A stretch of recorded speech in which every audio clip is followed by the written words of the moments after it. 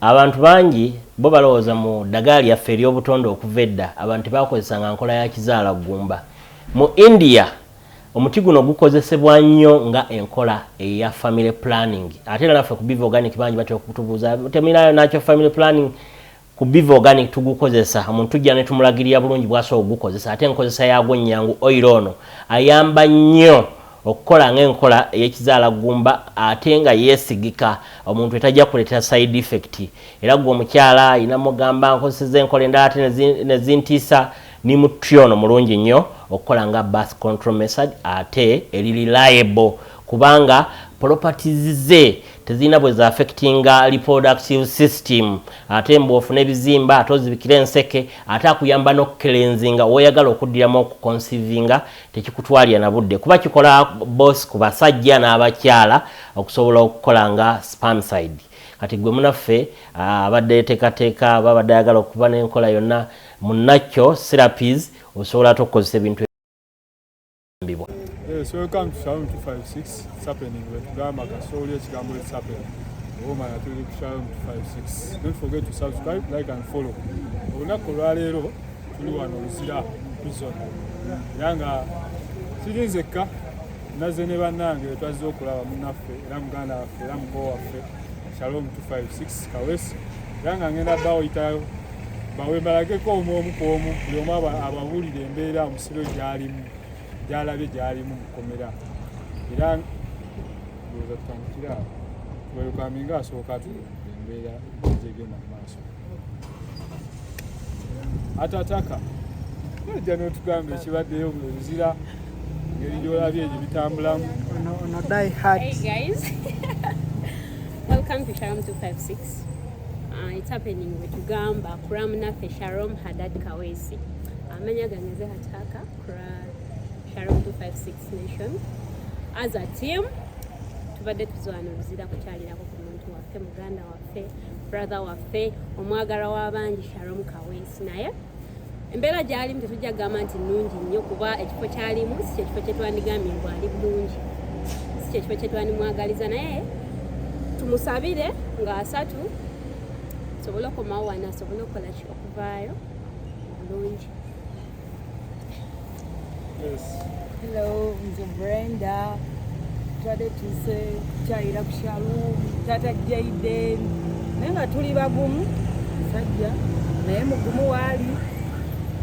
tulinda bbeeyi era tumanyi sawa yonna ateebwa kula Shalom. It's happening wetugamba ku Shalom 256 amanya nga bulijjo nishawa koko byengyako aka Shalom kubanga atwagadde nnyo naffe tusazeewo ku lunaku olwaleero tujje tumulabako tulabe embeera mwali naye embeera etesanyusa lwa nsonga mulwadde bamukwata mulwadde kati nga ffe tuba tusaba mubeere bagumu abali eyo kuba naye mugumu atuwadde essuubi okubeera abagumu era ne lwekyo tulinze ennaku z'omwezi 3 tulabe nga tukomawo mu kooti nga bamuwa beyiro mwena mwenna abali eyo twetaaga essala zammwe buli aliwo ate aga Shalom kizibu kyo naye nga ffe abasigadde tujja mubeerawo as a team kulwa Shalom ne banne ate Shalom na godfather waffe naye atuwadde essuubi nti buli kimu kijja kutambula bulungi kale kyekyo. Yes. Ana abalala abagenyi baffe abalala bakyaliyo abamu manyi olunaku lwaleero luwadde bize nnyo prison bakyaliyo munda katunduza tujja tubalindamu tubalinde tubabuuzeeko tubabuuze omusiro embeera gyalimu fe bannaye ffe batuganye okuyingira e Luzira olw'amasaati gano ge twayambadde ne producer wange Debbie Munnange tukolera ku Shalom 256 so kati tugamba akantu katujja kafuna naye era tujja kafunira wabweru lwa munnaffe Shalom G. Name is Faye Tusha reporting live from Luzira prison tuline Frank Ntambi w'Embalokeza. Yes, the Juggernaut. Watuliddewo Shalom 256. Tuliddewo Shalom 256 beno chano ya Shalom. Tebangako nayange naye munnaye. Nyinuwayo kataali eyo. Emabega g'emitayimbwa. Si mitayimbwa. Bayitayo ejo si mitayimbwa. So abantu balaba tuli basanyufu ng'ate tuli Luzira sooka banyonyolemu ekibaddeyo munda. Ekisooka nagambye dda abantu olaba Shalom mugamba nti e Luzira yes it is a prison naye era watondebwa kubeera nga bagendayo abantu okitegeera waliyo bannaffe bangi nnyo abalina emisango egy'enjawulo gye bali mu kubeera nga balwanagana nagyo ekitegeeza nti no si yabeera asoose nange mu kugendayo sinze yali akoze eki sigo yali asoose ate sigo yali asembye kuba Kashalom gyali kati kano akamwenyumwenyu ke tulina ku matama kabadde kazze olw'ensonga nti omuntu gwe tusanze tubali tumusuubira okubeera nti ali mu mbeera embi eteeyagaza ali devastated ali mu agony naye tugenza omutuukako ate nga yatuwa akaseko nze sirabangako musibe musanyufu nga Kaweesi yes yakurakinga jokes nga buli ale ku luno ng'ali tayimuzingafu jokes zabadde nga tubadde mu lumu nga tugisandikidde yonna n'abasibe bonna nga abakyazi ba Shalom be bakyasinza oseka nga baseka ekitegeeza nti bambife atuzizaamuko ku maanyi ebyaddala nagenza okusituka ewaka okwagala okujja okuba nga tuteekateeka okuba nga tumulaba nga simanyi embeera gy'alimu naye nga ndi mu kulowooza ebintu bingi nnyo okitegeera kuba mbadde mumanyi the past 3-4 weeks eziyise bifo kumukwata bino ebintu nga bibadde bimustressinzeemuko sometimes ng'omulaba weeks nga 2 weebito naye nga bimustressinze so nabadde ndowooza nti ate embeera egenda kweyongera okuba nga ebistressinga eno gyagenze wapya gye bali tagendangako nekituzizzaamu amaanyi fenna nga wetuze okulaba nti omusajja waffe ate eno yagamba bannanze nkugambye tuvuddewo n'essanyu ezzibu nga buli omu aseka buli omu twewahaaga tuli awo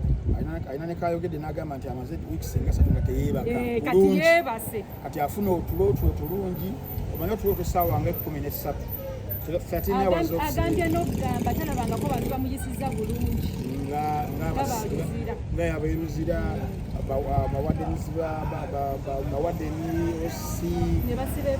abasibe banne bamukayanira jangu tusambiremu eno ttiimu tusambiremu eno anti kati aweeruzira awo tuli awo waliwo okusamba owabirawo cultural activities oyo mbanziyita bazannya omupiira wange saaguzannya ebirowoozo byandi wabweru nnyo osomanga bitabo nabeeranga mu library ne Shalom atugambye natukakasa nti Christmas cup gye bali mu kubanga bazannya yazze nga new signing era n'akuba amagolo mayitirivu nga tojulirira Kylian Mbappe oba Haaland owa Man City so ebyo byonna bikulaga nti bambi omusajja waffe waali wano tumusubwa yes kitali naffe eno naye ate eno gyali naye ate waliyo famire eyamwaniriza obulungi ennyo ate n'abeera nga blendinga in mangu sometimes olumu ekisinga okutusumbuwa ffe bajja basiba wabeerawo dinaayo nga tokkiriza nti nno oli mu kkomera but the moment you accept nti oli mu kkomera kyangu okubeera ng'okola ki ng'oblendinga mangu n'embeera oblendinga mangu n'abasibe banno oblendinga n'ekigenda mu maaso so yembeera gye tumusanzeemu kyekitugambisiza nti tulinako kubo kasimayiro ako si kalubeerera because talina kubeera eyo si gy'alina okubeera alina kubeera waka yes alina kubeera waka alina kuba na family alina kuba na mukyala we alina kubeera ng'aweereza abantu businesses ez'enjawulo era nga ku bintu Shalom byamisinga akonyako ku bintu bisatu essimu ye beti power yes akapapula bagenda okumusiba nga alina papula bwe tugenda okumuwa amawulire nti mani yagwa dro nyanya omupiira yagula bamukkumira okitegeera kati byamisinga ekyo simu kuba essimu ye runninga buli kimu basobola okubetingirako so singa basobola okubeera kumufunira essimu naye tekisoboka ndowooza kyokka kyayinza okubeera nga amisinga by the way sometimes waliwo baddeko nga weetaaga to separate yourself from to disconnect okitegeera so this is his moment of disconnecting abeereko awalala that kind of isolation nga gwe nga toli mu bantu bantambya ababulijjo abakucyankalanya sometimes obimanyi bikiki kati right now ali mu that moment of disconnection naye nga ate alimu it's like a therapy gyali ali mu kubeera nga yeddabulula ng'omuntu nga ye si bino yaffe ebyemirimu okitegeera ye ng'omuntu ebiralalala okubeera nti no wanaabeera akomeddewo wonna outside ajja kubeera nti nalinga ava mu therapeutic center okitegeera so awo entandikidde then ekyokubiri okubeera nti okwebaza abantu bendabyeko olunaku olwaleero bannaye nange empulira njagala nafukamira naye katufukamire mu mitima ate tufukamira kitukakatako ffenna buli muntu azze kimukakatako olw'ensonga enkuba etonnye okuva ssaawa 7 ogw'ekiro paka ssaawa 7 ogw'emisana naye ze sirabangako bantu balungi nga bakantu famire yes abaana bannaffe bazze muyiriddewo Shalom omanyi nina memory jukira kandabe kanzijukirako betuze nabo motoka tuze Ntambi nze kennyini olw'omuganda waffe Nicolas Sali yatuvuze abadde sobola kuvuga yes then Faye abaddemu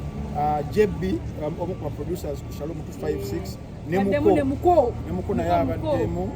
Muko Beka naye abaddemu that is car number 1 car number 2 ebadde ya abembozi mukati banaye mwebale nnyo Muzeyimawa Sakozi Faruku Dankani abo nabo babaddewo then car number 3 ebadde Megatroni Juli Potential n'oli omusiraamu musiraamu naye simumanyi linnya bulungi yes musiraamu naye abadde ne Ronnie okuva ku Kasukula yo Ashraf then car number 4 mubadde Ronnie tukugambe tuzenga maje mubadde Ronnie mubadde Jowero mubadde ne Gayo erinnya linerabira mpola car number 6 car number 5 ne mubeera mwa tubadde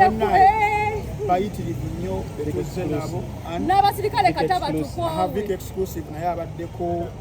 Megatron tumwogeddeko okitegeera ate kati abadde bakavaawo ne wajja ate abalala oba okitegeera ne wajja ejje eddala olunaku olw'enkya ate abatugambye waliwo abalala abagenda naye ng'ate okyebaza ababadde wano ku ground waliwo abadde eri ku ground ate nga batambuza ensonga ziri eri endala eziri mu background nabo tubeebaza nnyo Shamimu Mayanja Kasuku yonna gy'oli Muzeyi Stanley Ndawula mukoze omulimu ffenna tukoze mulimu gwa maanyi Caroline Maka buli omu akoze kyasobola Nalongo Kitone Ntambi tubadde tukyalidde Shalom leero naye tugenze okwesanga nga tukyalidde abasibe babiri ne mukulu Nobert yes mukulu Nobert events Nobert yagejjanyirira nze banaye kino ekiri eruzira sikiraba nga bulijjo batutiisa butiisa Nobert naye ne Shalom kati bafuuse bali bati we batambuza obusibe we batusesezza kuba Nobert bambi ndowooza ate Shalom we yazze ku mmande ate naddiramu ddala kati Shalom ye fresha Nobert kati Nobert abadde amuteekinga through nga kama kati ekyo kikole kino tokikola era nga batambula babiri basula mu gundi yemu waadi yemu oba okitegeera so bambi ne Nobert ku nsanga egimuvunaanwa gyaliko egyamuwawaabirwa abamu ku bo bwe tujja okuexposinga mu maaso awo katumale okuba nga tuyita mwene omuguno omuyaga lwaki waliwo bannaffe abagala okufula omugano ng'ogw'enswa beefuula ba invisible naye nga balina bye bakozesa okuba nti nno batuteekako embeera ng'eyo naye nga te mu public beefuula abantu abalungi ne bakozesa wadde n'abapublic kati bo mu public tubatwalanga abantu abalungi ab'ekisa bamalayika naye ng'ate eno ebali mu kuba nga bapulinga strings ezo that day olunaba lutuuse we shall expose them nga n'abasibe bavuddeyo okitegeera okubako bibagamba ensi kiyinza obutabeerawo kati kiyinza obutabeerawo mwezi gujja but time will come abantu abamu babeere exposed naye osagala kubanga ŋŋendayo nnyo tuli bantu ab'emirembe essaawa zino era nga bulijjo bino ebintu ebituneneŋŋanya byo si byakuvaawo mu nsi yonna gy'ogenda oba society yonna gy'ogenda we shall be conflicting about issues about ideas ate nga nze ntambize nkubuulira amazima buli munnakantu akola akantu temuggwamu maanyi bwekuba kwogera twogere they won't shut us up nga tulina ebyokwogera buli alina ekyokwogera yogera Shalom ayogera Nobert ayogera Ntambi agenda kujja ayogere ngenda kwogera buli omu ekigenda mu maaso mu ggwanga tugenda kyogera so temugenda tutiisatiisa because one tetumenya mateeka twogera ku bigenda mu maaso mu ggwanga so tolina bbeerawo mbeera yakutublackmailinga nakutugala mimwa gyaffe wabula ekyokubiri nti ffe abantu era sitira bakkiriza nti tufugibwa amateeka era Ntambi nze sirina buzibu kubeera nga ffeiwe mbeera oba nkulebudde okubanga oddukira mu mbuga z'amateeka nompawaabira netukulanira eyo ne batutawuluza sikirinako buzibu ekyo era abantu bonna that right yes weeri but then the problem is the flawed system eri mu selective prosecution mu kaseera kano olw'okuba nti no waliwo amasimu agayita eyo waggulu abamu nga baagala okutuukiriza ebiruubirirwa byabwe abamu nga baagala okulwana entalo zaabwe abula nga baagala kukozesa tools eza state okitegeera so that is where I have the problem naye bisikadde sirina buzibu courts zino wezira okuba nga zitawulula abantu abakoze eki ababa bakoliding baba baclashinga era zaalibadde nnungi nnyo siziinako any problem. Police saali gibaddeko ne any problem singa ebeera etambulira ku mandate yaayo ey'okubeera nti nno eprotecting omunnayuganda n'ebibye, ey'okubeera nti nno eteekawo okunoonyereza ku nsonga nga temulimu kyekubirira oba okusaliriza n'ebeera ng'ensonga ezitwala. The problem we are having now nti si kyekikola ki si kyekiri mu kukolebwa. That is the problem, but tetubalinaako buzibu kubanga bakola mirimu gyabwe balina ogikola nga bwe bagikola because kiyamba ffe. Naffe tetulina buzibu kubanga tukola mulimu gaffe gwe tukola kubanga guyamba public. Naffe okutwaliza awamu ate n'abatusiba gubayamba. Yes, so awo nawo saalibaddewo ki na buzibu. Ekyokusatu kye nagambye era kino nja kusigala nkyogera. Prison ekkomera nze ndibadde nalirimu. It's not something I'm so proud of. Nkugambye entambi tuyingidde ngwa from security waneno wabweru. Ndabagamba bannaye entambi nga watukyawa ng'oli alumni. Nga balinganga abagamba nti nandibadde nkomawo emisango siri musi wa misango. So awo naliwo omuntu alye kino nkiddamu nalabye abantu bangi ose bangi nalabye abantu ab'olubatu nga bacakyakya nga basanyufu olwokuba nti Shalom yagenze eruzira. Right y'okusanyuka kyabwe kirinako obuzibu. Mu nsi tulina abantu bayita ba sadists. Abantu abo nga nabo balina bye bayitamu ebyabwe bibanyiga naye balengera nga waliwo omuntu ali mu mbeera endala bajja kubeera basanyufu nnyo nnyo because misery loves company. Ekyo njasigala nkiddamu. Shalom yabadde ayogera nnyo, Shalom abadde ayiseewo alyose n'agenda eyo. Yes, Shalom abadde ayogera. Shalom is a loose cannon. Alinganga okitegeera fenna abantu aboogera waliwo sometimes ekintu bwe kijja no snapping nga because guno omulimu gwe tulimu. You cannot be perfect every day.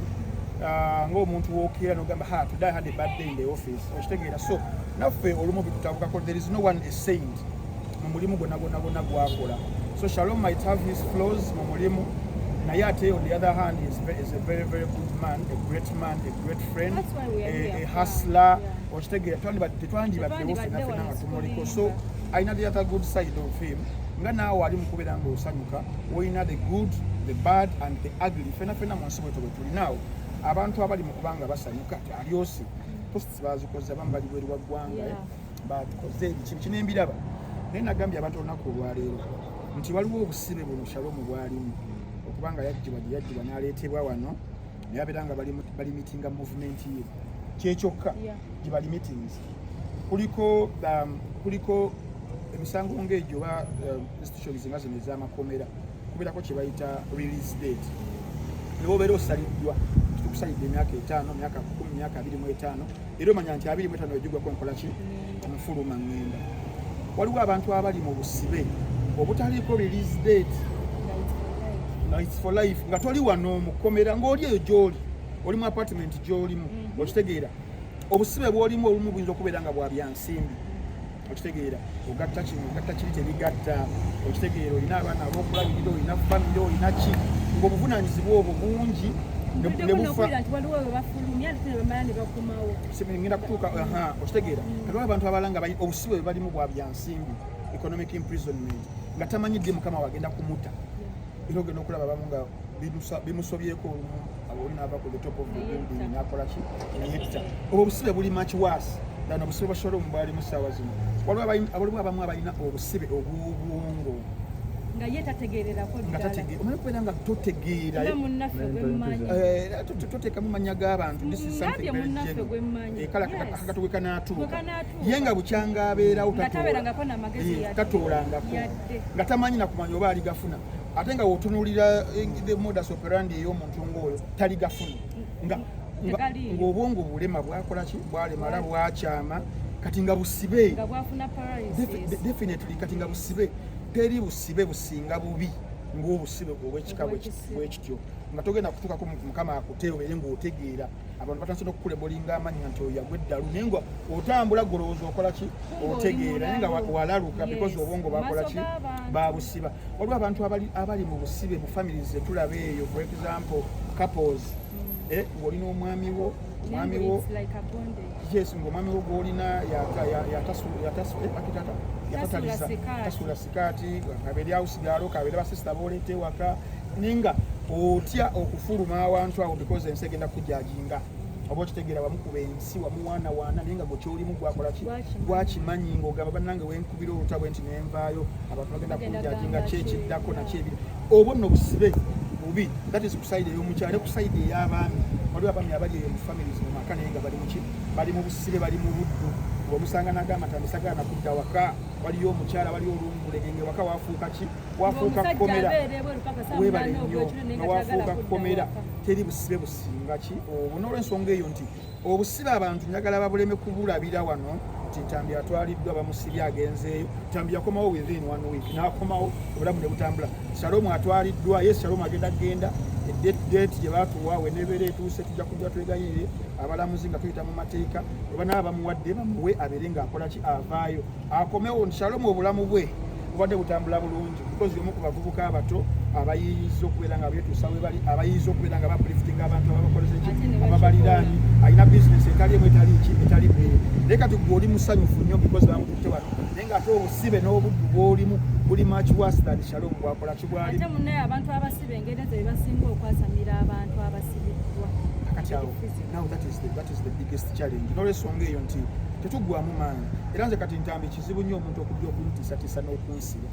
nti gwe nja kusiba gwe nina fayiro yo nga Katonda mugudobo olina fayiro yange nakozesa amaanyi g'okozesezza nga obadde ogakozesa n'omutwalayo akaseera kajja kuggwako akange embeere nga nkola ki nga nvaayo naye kati gwe olina obusibe bw'obaddemu oba bw'okyalimu obw'emyaka 10 okitegeera obuli mento nga wagwe eddalu naye ng'otambula bw'otyo oliwo abantu bannaffe abadiringa post-traumatic stress disorder okitegeera nga balina trauma abasumbuwa wakwatibwa nga oli muto wange oli wa myaka 6 oba myaka 3 taata wakutta akuvuddeko kyakizibwewo kazi nakutta akuvuddeko neeno mu bukulu kati trauma eyo ng'ekutambulirako okitegeera that's why sometimes eyinza okukuleetera okubanga wakyawa ensi buli muntu ng'oyagala kumussaako busungu abantu bali ng'omuntu asanyuse yennakuyo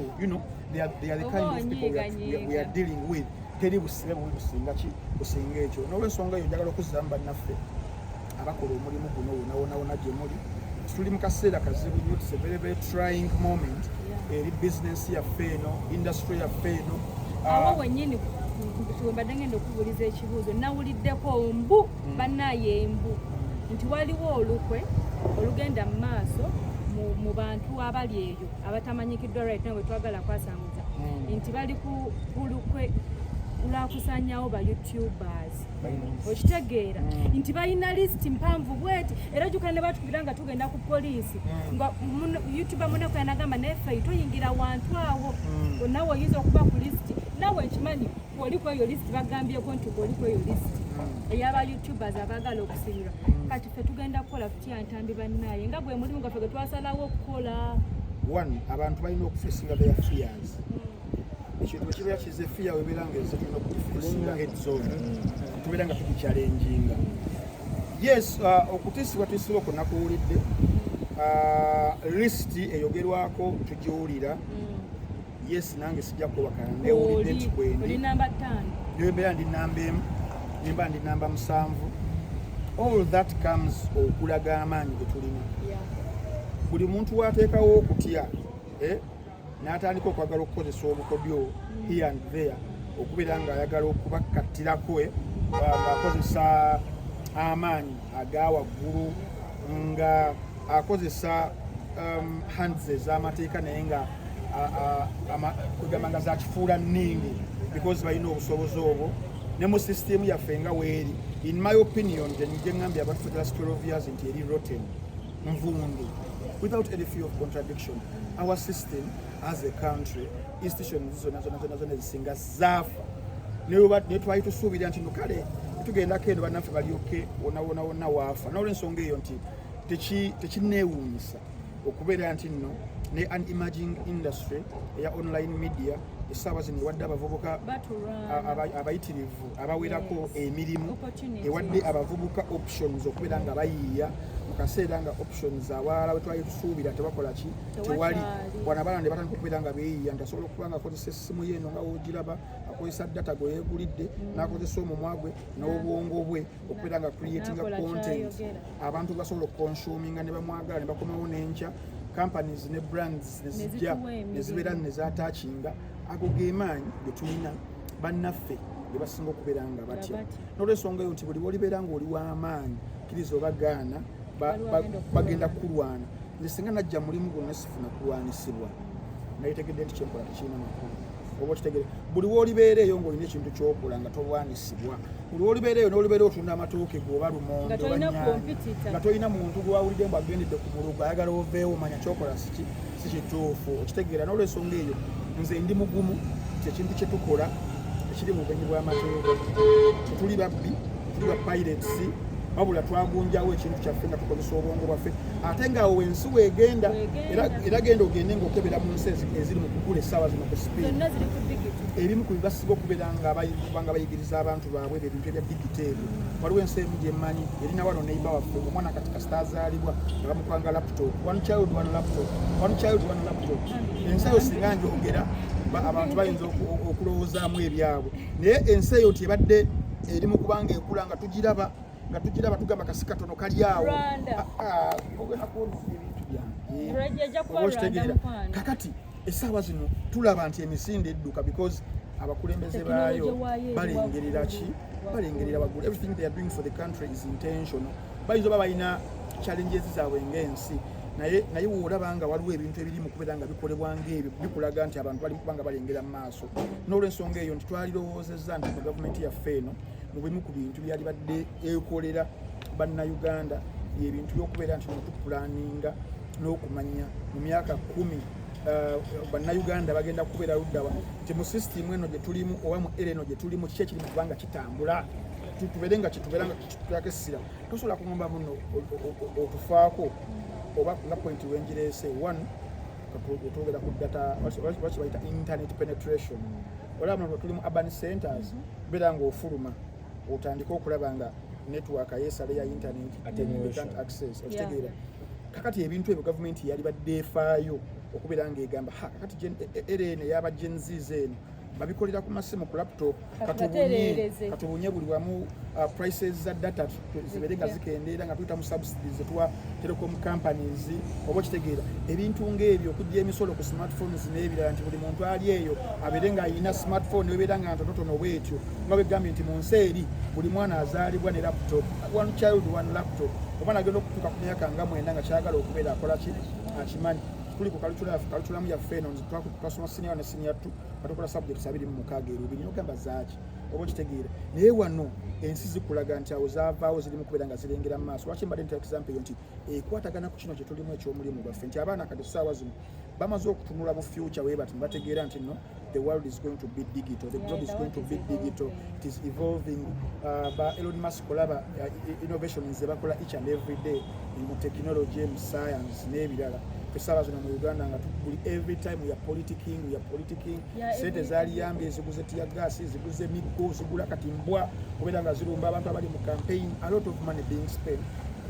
ku bintu byetwalirowoozeza nti lali tutegwanga laffe muki mu maaso n'olwensonga eyo nti nze nga ntambi ndi mugumu era njagala bannange babeere bagumu kino kintu kye tulimu we are going to be challenged but it will be very difficult to equal us. We shall be challenged but they won't equal the vision we have. Tintambirewo tulemesa ssaawa zino mu Uganda tusobola okukwata ekkubo ne tugenda e Kenya ne tugenda e Zambia ne tugenda e Burundi tulina bannaffe essaawa zino bapengepenge bali Sweden bali mu kukola kantu they are earning money. Tulina wano abaana bakono bange bashaba abamu na Uganda 256 bali London bali Bungereza bakola kantu audience ya people abategeera Oluganda n'ebya Uganda ba earning kantu nti ekintu nga kati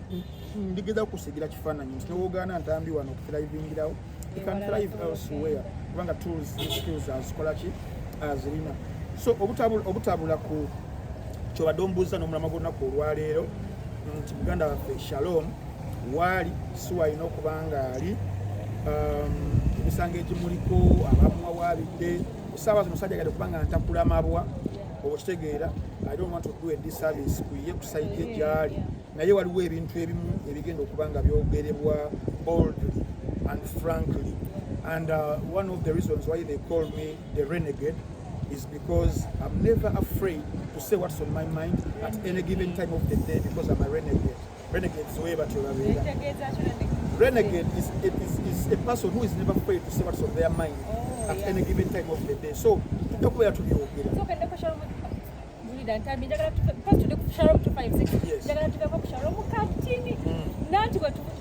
tubadde wane Luzira ne tuzunga ne tuva mu rimandi ne twambuka waggulu bayitayo ku apa njagala bwogera abantu bataano listi y'abantu bataano gye tugenza okulaba nabe kibe batugambyeyo ko bw'oba olyoke nakyo okubyogera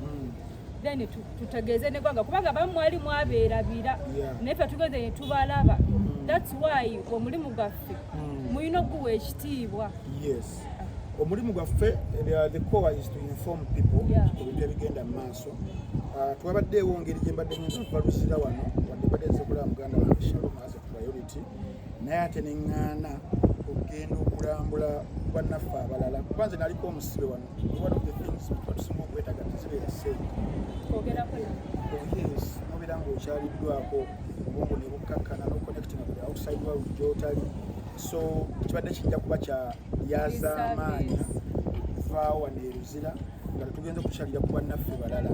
Tetubadde na target tugenda kukyalira muntu ono n'ono abula tugambye tugendeko ne mu app eri waliyo bannaffe tukozeeyo like confusion ya muze kulaba naye nga list yo nnene nga list nnene tulabe ku ono tulabe ku oli dakiika 2 okitegeera because at the end of the day tekirimu kabi era saagala abantu bakitwale mu ngeri emu endala. In fact twalwa nawo era mu bamu ku bantu betulabye Eddie Mutwe gwe nsookera eddala okwogera naye and Eddie was like era kinkwasizaamu what is it called ensonyi. Yes, kinkwasizza ensonyi nti omulundi gwe ndabye Eddie ogusookera ddala ng'ali Luzira mbadde nzize kulaba Shalom era musajja atwagambe ntambi ozze ddala kulaba nze genuinely oba ozze kuwulira because olabye Shalom nemugamba amazima kalona nsonyi wansaasira seeganye neneetonda ne tukuba emboozi nga ndi genuine gyali okitegeera kubanga mukwano gw'abantu mukwano gwaffe ali awantu awo n'emisango egyabatwebwako egy'ebyobufuzi n'ebirala ebiringanga ebyo ebyesikkiriziganya kukaana nabyo ebibaliko ne tunyumya bambi n'aseka n'anbulira ebyeyo ne mubulira ebyeno oluvudde ku ssimu awo wabaddewo munnaffe Akireewo Kivumu Akireewo naye ne tunyumya ne tuseka tubadde twakamaliriza abo tulaba Sipapa Charles Olim musajja wakati yakkakkana nga utakkakkana ebbanga lyobadde wano ensooka okukendeza okulisaako amaki amaanyi tubeera nga naye twogera naye then wabaddewo Sebuufu sinza yogedde naye ng'omuntu omukulu Sebuufu Muhammed omu ku bannaffe yayogedde naye kubanga sisubiramu nabadde amanyi. Ndabyeko ne ku Bobby Young yayaniriza abagenyi abagala okwogera nabo kuliki amasimu mulengeddeko awo nengeddeko ne ku Gayo ne comedian yani Sammy the Mighty Family nga mukomeza omeza wadde for bail application najja simanyi lwaki ate tumulabe ku apa badde musuubira kubanga baali eno ku Kampala remand. I don't know because bintu bingi nyebeera mu files z'abantu ebyasami byo bitubuzaabuziza tetumanyi lwaki ali ku apa naye nga bintu bingi nyebeera mu files z'abantu ebitamanyi olumu tuyinza okuba naffe tukola mulimu gumala kubanga tunoonyereza because ate kyetulina okuba nga tukola ki nga tunoonyereza naye bannaffe ndowooza ku apa yemu bwe baŋŋambira n'okugambira nti dokita waffe gyali Dr. Kanakuza Besigye of course yali awo apa wabadde yawezezza omwaka awezezza emyezi 8. Yes, so naye gyali emboozi endala gye twogedde saaliragadde kubanga tudisikasinga wano Brian White aliwo. Brian White bagambye abadde ku Maxon Bay era nga bakyamujjanjaba naye nga waawonera bw'atyo ayambuka ku apa era nga Sipapa yagambye kamulinda gye omanyi wano outside Sipapa yamulinze omanyi outside bali balina rivalry bagenda giteeka mu kkomera tuwaba ababita nga banonya ensuuda so kazaba bakutwalidde kuddayo buzibu so agambye kamulinde badde balina rivalry nga bombi bali bamane bags kwetagako kwanyasinga sente anyasinga kibyatunyumiranga ebiseera ebyo sisuubira mbu yali enemy tendi bali tebeeyagala wabula Bibaawo nga walaba ebiseera by'abagundi byaba Don Ivan Semwanga ne be yali agugula nabo mu senta sinagugula na just kweragako show business ne Papa ne Brian nabo bwe baatuuka akaseera ako so susuubira muno there is one aina hatred towards each other buli omu yalina bibye kwagala kulagako so Papa agambe kalinde Brian White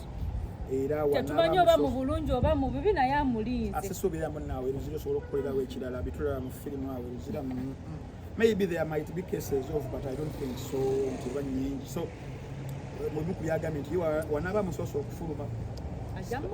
ajja kukola buli kimu kubera wanaabera wabweru nti afulumya Brian White. It will be a very beautiful story singa coming up ngemalirizibwa bwekyo so nabo bannaffe tubasaasira bw'omuntu ali yalaba programu eno kyolina okubeera ng'okola tuna bannaffe abatwogera nga bali beeru wa ggwanga kikusobola okubeera nga mukola kutusindikira ssaala kulabirira families zaabo abali wano tugenda mu Christmas season families ezo gyeziri abasobola kukyala namusobola okutuuka ku families mubaweeyoko okitegeera ndabye muwala wa Eddie Mutwe bamenyeka nankwasika bimaze gasijja kulima naye ankwasizaki ankwasize nako mbadde nako nenkawane aga kakazi katunga kali yes katugambye families ezo muziyambanga era Eddie Mutwe ankwasiza muwala we nangamba mulabi kuse godimata so bambi ebyo bye tulina okubeera nga tukolera abantu abakoze eki abasibiddwa lwaki namaliriza ekkomera omuntu omu omugezi yaŋŋamba ntambi ekkomera liringanga ddwaliro konze litya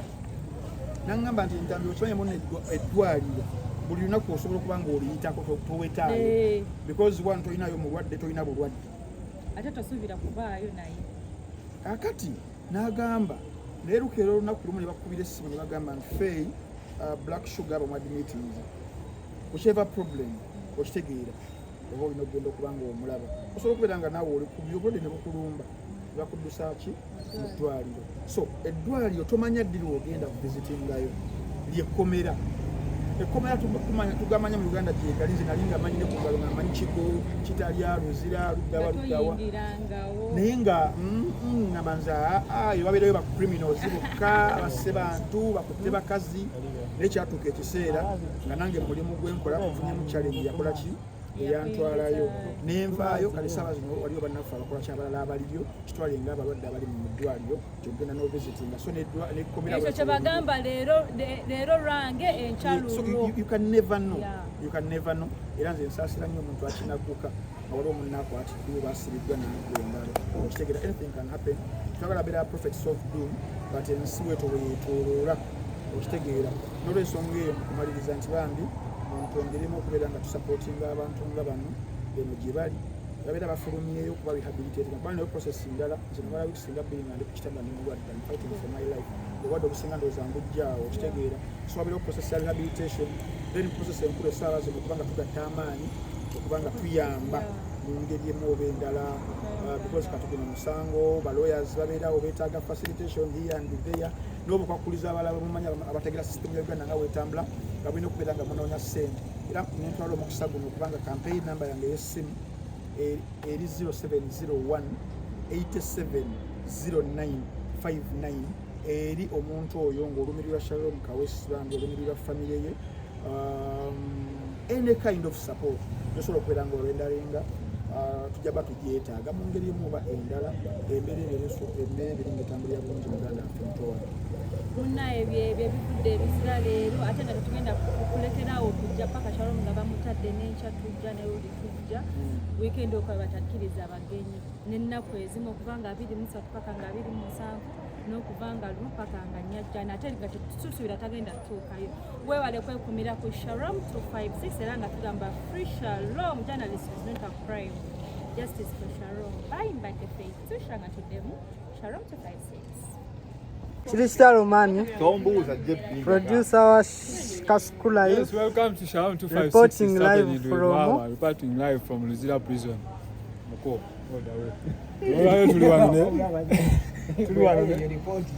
ne bannange bwe twali tuzze okulaba muganda waffe mukwano gwaffe munnaffe ow'akantu Shalom Kawesi. Sporting live from the Yes. Era nga abantu bano be bagenyi baffe ab'olunaku olwaleero ataataaka. Yes, thanks for coming. Shalom yourself.